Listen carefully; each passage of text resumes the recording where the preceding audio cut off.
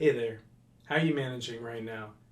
We're in a time right now where you could call this change, major change. You could call it unexpected change. You could call it imposed upon you change. You could also call this a crisis. You could call this a pandemic. Lots of words to kind of express what's going on. You've probably felt a bunch of different ways. Maybe some anxiety, some tenseness, uncertainty, not sure how things are going to work out in the future. Maybe you found some gratitude, though, and you found things to be grateful for. How are you managing through this process? Well, wherever you are right now, I'm going to explain two different processes, one logical process and one emotional process that we can go through that we can understand, change a little bit, and cope with this crazy situation that's going on right now. So before I get into the emotional change curve, let me first talk to you about the logical formula.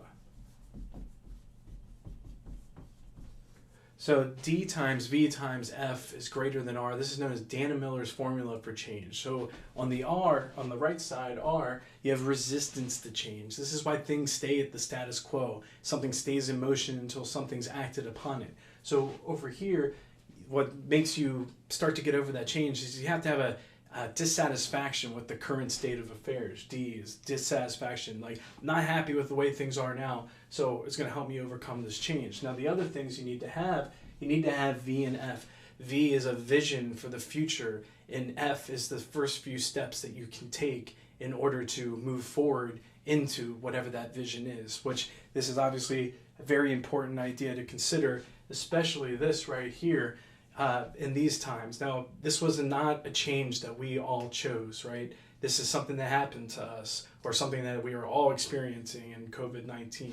So how do we manage it emotionally, which is probably one of the most difficult things we can do right now. But to take away from here, consider what things can you do in the future and what things can you do right now to better your situation. So let's look at the emotional change that people are experiencing, that we're all experiencing, and that our people are experiencing. This is known as the change curve. This is one of our partners, Myron Radio. Thank you, Myron, for this tool. It's a really great way to understand how we make a decision to change, whether it's imposed upon us or we choose it. So if we choose it, it's like, I want to lose 10 pounds. We chose to change. Coronavirus or COVID-19. This was an initiation, right, that we didn't choose. It imposed upon us change, but we have to move forward with it, whether we like it or not, and we probably don't. So this is, the start, initiation. And oftentimes when it's change that we choose, this is where the D comes into place, right? You have a dissatisfaction with the current state of affairs, and you really want to change. Like, again, just using the weight loss example, in that particular case, I'm pre-diabetic, so if I don't change my ways, I'm gonna, this dissatisfaction with what that will cause, having to go on medicine or some special diet or whatever. I got to get hold of things now before it gets too bad. So this is the initiation why you get started. Now, in this particular case, COVID-19, we have to do it. We don't have a choice. But either way, whether you choose to do it or it's imposed upon you, you come to this place here. And as you see, you go down the curve, right? This is when shock sets in. So we'll stick with COVID-19. Like, okay, I now have to work from home. Oh man, what does this mean for me? What does this mean for me? It's when, okay, this is happening. Okay, really, how does this really set in? Which quickly takes you down to this area.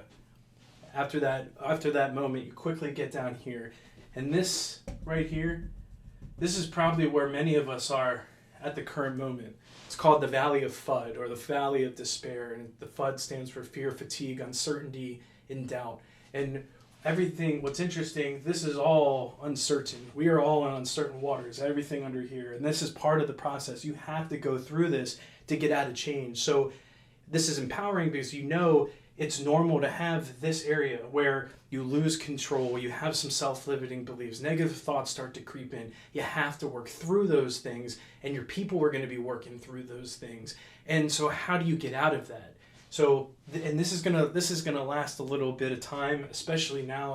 It's been big change after big change, and like we're just starting to get settled into a new way of doing things. But how do we get there physically and emotionally at the same time and try to come out of it the best possible way?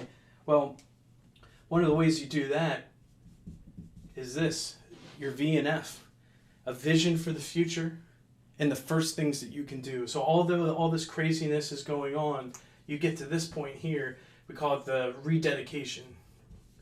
Rededication to the new normal. You're going to do the things that are necessary. You're going to pick out the biggest priorities. You're going to commit to a certain way of being. You're going to journal. You're going to exercise. You're going to be okay resting and not working as much. You're going to pick up the phone more often. You're going to do some certain things that you have control over, that you're going to dedicate yourself to, so that you can get out of this area and get to here, which is where you want to be, which is the new normal.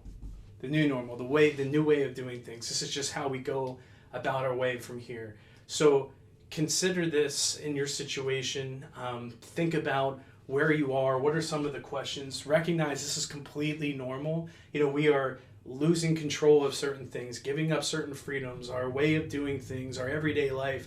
Everything is being upheaved and we're having to reevaluate, but that does create an opportunity to be a little bit reflective, to take a break, to take a step away, and think about how we really want to move forward. So if we can do that emotionally, then we can start actually doing things operationally, but we gotta get right in here first, to really be able to move forward. So best of luck during these next few weeks and months potentially, and if there's anything we can do to help you through these times, please reach out.